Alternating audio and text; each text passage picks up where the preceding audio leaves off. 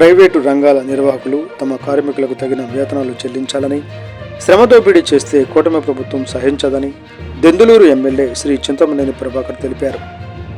దుగ్గిరాలలోని camp కార్యాలయంలో మంగళవారం ఉదయం పలువురు కూటమి నాయకులు, ప్రభుత్వ అధికారులు, ప్రజలు దెందులూరు ఎమ్మెల్యే ప్రభాకర్ గారిని మర్యాదపూర్వకంగా కలిసి పుష్పగుచ్చాలు అందించారు. ఈ సందర్భంగా పలు గ్రామాల నుండి వచ్చిన ప్రజల నుంచి దెందులూరు ఎమ్మెల్యే చింతమనేని ప్రభాకర్ గారు వినతులు స్వీకరించి సత్వరమే వాటిని పరిష్కరించేలా సంబంధిత అధికారులకు ఆదేశాలు జారీ చేశారు.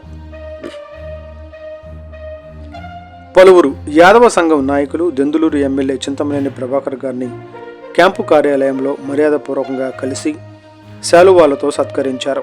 బుధవారం ఉదయం విజయవాడలోని తుమ్మలపల్లి కళాక్షేత్రంలో జరగనున్న యాదవ కార్పొరేషన్ చైర్మన్, డైరెక్టర్ల ప్రమాణ స్వీకార మహోత్సవానికి దెందులూరు ఎమ్మెల్యే శ్రీ చింతమనేని ప్రభాకర్ గారిని ఆహ్వానిస్తూ పుష్పగుచ్చాలను అందించారు.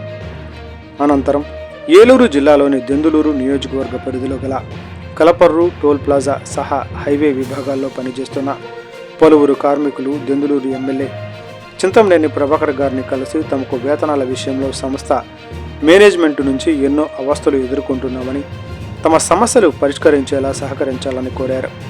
వెంటనే స్పందించిన దెందులూరు ఎమ్మెల్యే శ్రీ చింతమనేని ప్రభాకర్ గారు కార్మిక శాఖ అధికారులతో ఫోన్లో మాట్లాడారు. కార్మికుల శ్రమకు తగిన వేతనాలను అందించేలా ఆయా సంస్థలు అందించే విషయంలో ప్రభుత్వ అధికారులు, కార్మిక శాఖ అధికారులు చొరవ చూపాలని తెలిపారు. పని గంటలకు తగ్గట్టుగానే ఎక్కడైనా ఏ కార్మికులకైనా వేతనాలు అందించేలా చూడాలని తెలిపారు.